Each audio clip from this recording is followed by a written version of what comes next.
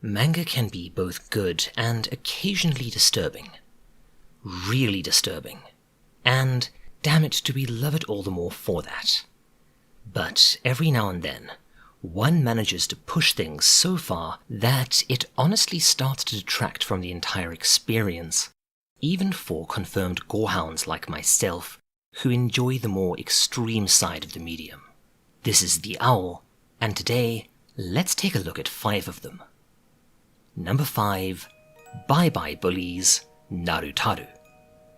Narutaru, also known as Shadow Star in the West, has been described as a more adult version of Pokemon.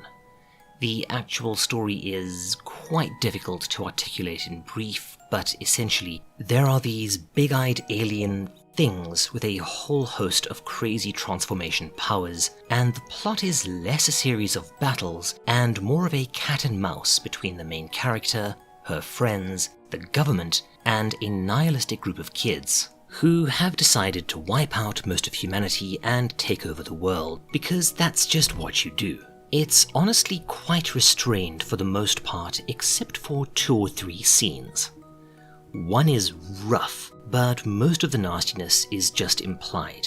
The other is so shocking that it had to be omitted entirely from the Western release, and describing it in any sort of detail, well, it might actually get me on some kind of watch list. Essentially, a young girl is bullied by a group of other girls and starts to resist them. In response, the bullies, with the help of one's creepy older sibling, attempt to escalate the bullying to something truly horrific. The bullied girl finally snaps and dispatches her killer Pokemon thing to wreak a bloody revenge on them. For most of this, we only see the grisly aftermath, but the fate of the main bully is shown in lurid detail, including one particular bit that, while brief, definitely earns its place on this list. You can actually find these deleted pages online, but don't. This isn't something you even want to Google, and it's one of the rare times where I agree with it being removed. It's just really gross, really nasty stuff with young kids. No thanks, and again, you don't want this taking up space in your brain. Number 4, Fight Me Bro, Shamo.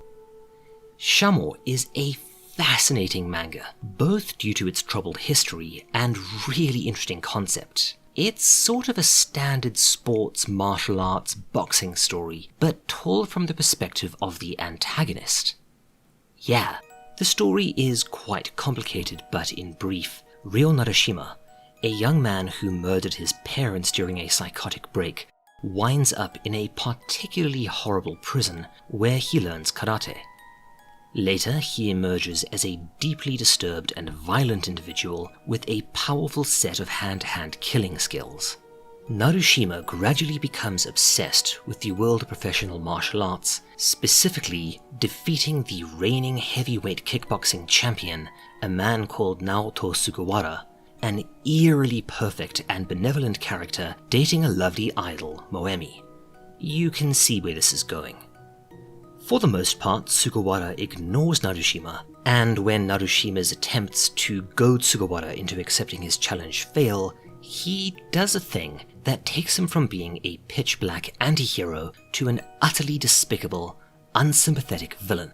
Basically, he corners, beats, and then brutally rapes Moemi before forcing her to call her boyfriend. Bloody hell! Even for an ostensible villain like Narashima, this represented such a departure from his few remaining morals that it stands as a credit to the author, well, authors, Shamo's a complicated series, that we somehow continue to weirdly root for him. Still though, that felt like a cheap shock tactic and kind of spoiled the series for me for a while. I don't mind extreme content and gore, but rape and adverbs, you know. Number 3, Doflamingo's Dark History, One Piece. Yep, of all the manga to end up on this list, this was probably the least expected. One Piece, what even needs saying? It's among the best, if not the best shonen manga ever written. An incredibly wholesome, optimistic and adventurous tale of a young man with a rubber-like body attempting to become the king of the pirates by claiming the titular One Piece, a mysterious treasure that lies at the end of the ocean. That said, One Piece actually does have some pretty dark and heavy stuff, dealing with themes like bigotry, fascism, slavery, and even colonialism, but often in a surprisingly nuanced, balanced fashion that Western media should envy. However, there are one or two moments where the story goes pitch black, and probably the most egregious being the gradually revealed history of one of its most iconic villains, the flamboyant and sinister warlord Don Quixote Doflamingo. Essentially, Doflamingo was one of the high nobility of the world, the foppish, callous, and cruel celestial dragons. His father, however, decided to leave and live a normal life in the real world, resulting in them being pursued and tormented by everyone out of revenge for the endless horrors committed by the celestial dragons. So, yay, not only do we have to watch numerous scenes of a young boy being brutalized and, well, finally strung up and tortured, but he also murders his own father while his brother sobs and begs him to stop.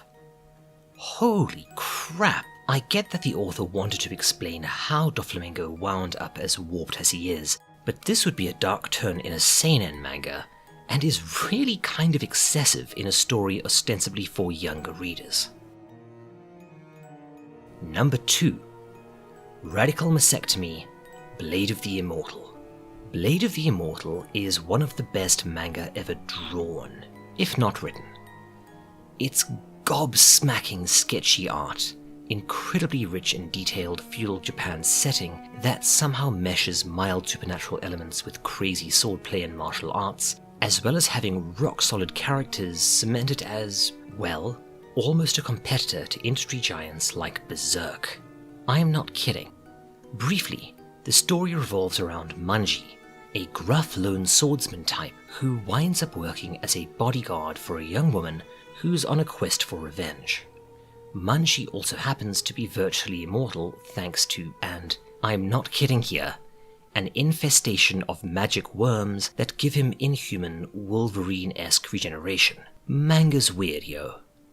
It's a genuinely great piece of dark historical fantasy, and this one gets pretty squicky at times, with graphic depictions of torture, violence, rape, and other nastiness.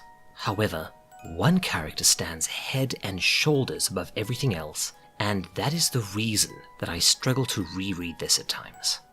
For those who've read it, you might be able to guess that I'm talking about the sadistic swordsman Shira, a pain-obsessed serial killer with a penchant for simultaneously raping and mutilating women, usually amputating their breasts, much of which is shown in loving detail, causing the amazing artwork to somehow work against itself.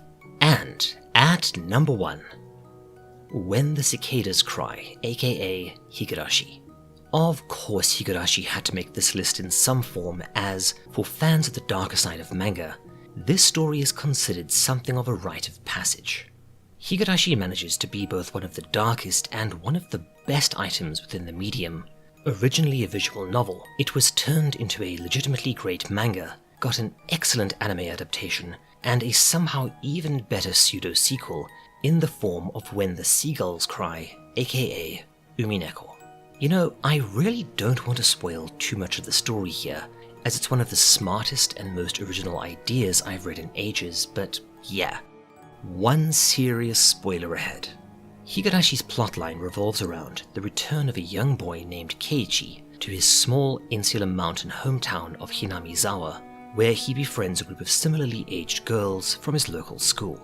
The initial setup seems like a twee, almost Miyazakian take on a very mild harem plot, but quickly spirals into a blood-soaked nightmare of paranoia and murder, setting up a genuinely compelling mystery revolving around the village, its history, its inhabitants, and a vicious local deity, Oyashiro. In the penultimate arc, the identity of the villain is finally revealed, and in the first part of the final arc, we get to see her origins in full.